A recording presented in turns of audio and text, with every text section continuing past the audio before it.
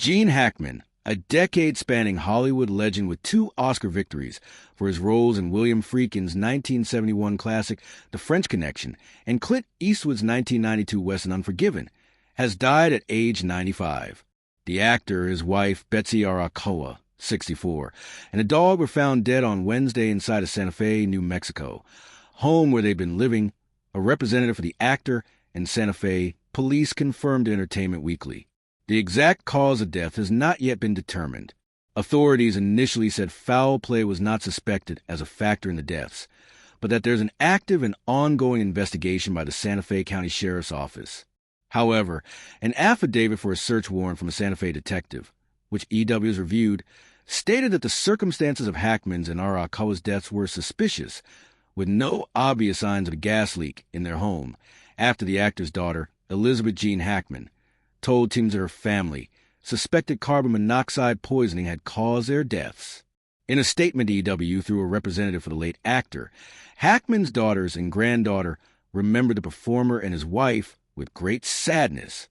He was loved and admired by millions around the world for his brilliant acting career, but to us, he was always just Dad and Grandpa. The statement from Elizabeth, Leslie, and Annie Hackman reads, "We will miss him sorely and are devastated by the loss." On top of his pair of Academy Award wins for Best Actor in The French Connection and Best Supporting Actor in Unforgiven, Hackman's career as an actor included 3 additional Oscar nominations, including for roles in Mississippi Burning, I Never Sang for My Father, and the influential industry hit Bonnie and Clyde. He also appeared in several beloved commercial projects as well, including as a villainous Lex Luthor in several Superman franchise movies, and in Wes Anderson's comedy favorite The Royal Tenenbaums. The cliché about Hackman was that he was the everyman movie star. Everyone called him that, directors, journalists, peers. In an era of rumpled, ordinary-looking leading men, Hackman was extolled as the most rumpled, the most ordinary, a mid-level manager who somehow got elevated to the Oscar podium.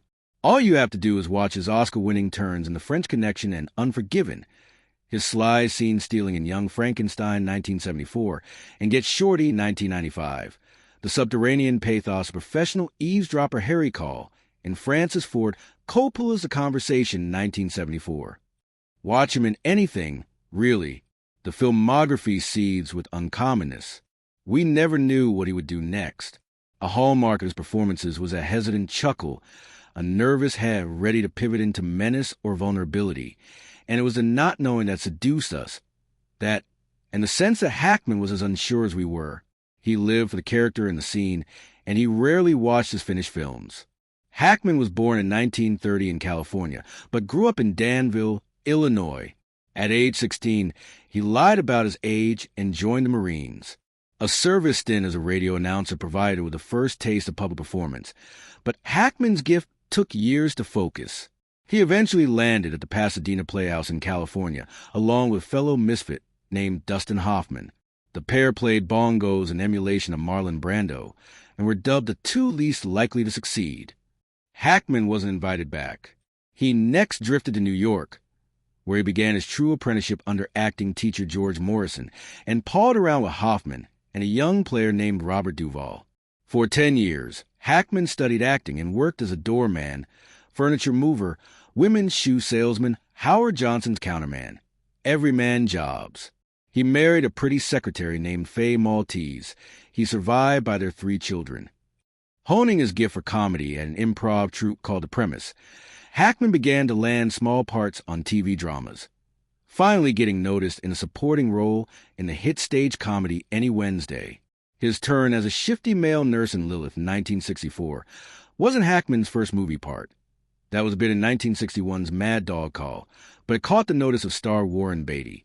And when Hackman was fired from his role as Mr. Robertson in The Graduate for having, in director Mike Nichols' words, too much juice and vitality, Beatty tapped him to play Clyde Barrow's dimwit brother Buck in Bonnie and Clyde. 1967. A supporting actor nomination followed, and Hackman was on his way. Already, he had a penchant for taking any part that came along. Hackman's professional insecurity was always at war with his talents, but after a 4-year run of mixed bag roles, he was cast in The French Connection as Guttermouth Narcotics detective Popeye Doyle. The role's brutality didn't sit well with the star.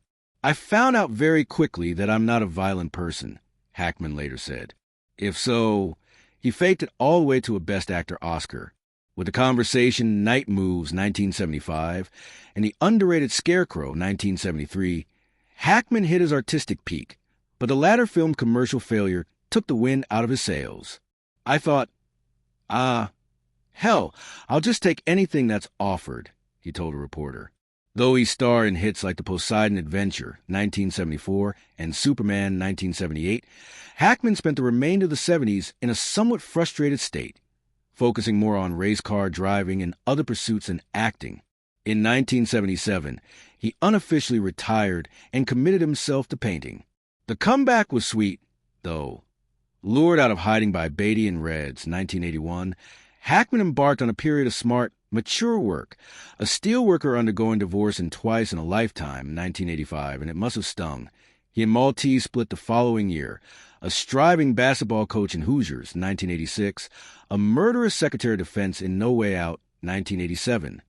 Oscar nominated for his FBI agent in Mississippi Burning, 1988.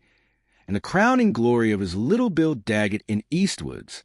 Unforgiven, a villain as likable as he is sadistic, Hackman appeared in 5 movies in 1988. Clearly, something had to give. It was his heart. He underwent surgery in 1990 and, after the win for Unforgiven, he started to take it easier. This is a relative statement. Hackman made more movies in the 90s than most of the handsome young pups on the magazine covers, and he's the best thing about the firm, 1993, Get Shorty, Enemy of the State, 1998, The Royal Tenenbaums, 2001, and Runaway Jury, 2003, the last of which finally paired him with his old bongo buddy Dustin Hoffman. Hackman painted, co-wrote a 1990 novel, and had a profitable second career doing commercial voiceovers, but never went behind the camera. He came close once, buying the rights to Silence of the Lambs in the mid-'80s with an eye to starring and directing, but dropped the project, worried he was involved in too many violent movies. Above all, he had the truly uncommon gift of mining his roles for stray moment when you see the human being beneath, not the everyman, but this man in this situation. "I look for something that isn't written down," Gene Hackman once said. In movie after movie, he found it,